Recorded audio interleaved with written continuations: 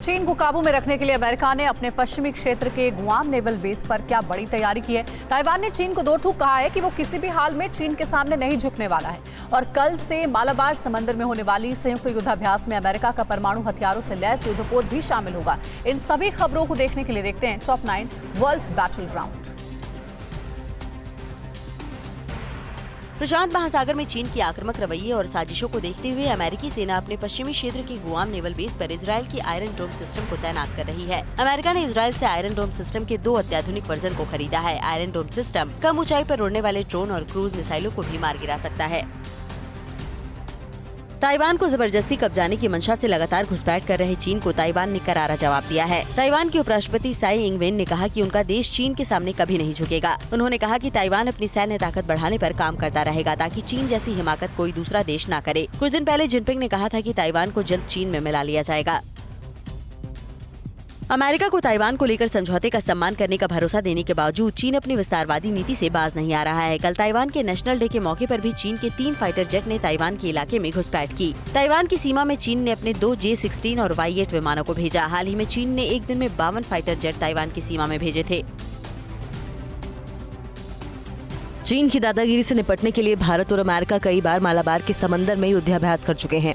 इस बार कल से 15 अक्टूबर तक चलने वाले इस संयुक्त युद्धाभ्यास में परमाणु हथियारों से लैस अमेरिकी विमान वाहक युद्धपोत कार्ल विन्सन पहली बार हिस्सा लेगा। 3 दिनों तक चलने वाले इस संयुक्त युद्धाभ्यास में क्वाड देशों के सदस्य भारत, अमेरिका के साथ जापान और ऑस्ट्रेलिया भी शामिल होंगे। तालिबान की सरकार ने अमेरिका को चेताते हुए कहा है कि अफगानिस्तान में उसकी सत्ता को अस्थिर करने की कोशिश न करे। तालिबान सरकार में विदेश मंत्री आमिर खान मुत्ताकी ने दोहा में अमेरिकी सरकार के बड़े अधिकारियों के सामने दो टूक कहा कि ऐसी किसी भी कोशिश का अंजाम बुरा हो सकता है। तालिबान की सत्ता आने के बाद पहली बार दोहा में अमेरिका और तालिबान के बीच पहली बार द्विपक्षीय बातचीत हुई है।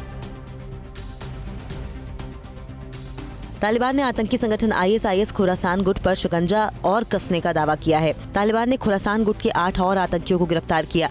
तालिबान ने दावा किया है कि गिरफ्तार किए गए ISIS के आतंकी बड़े हमले की योजना बना रहे थे।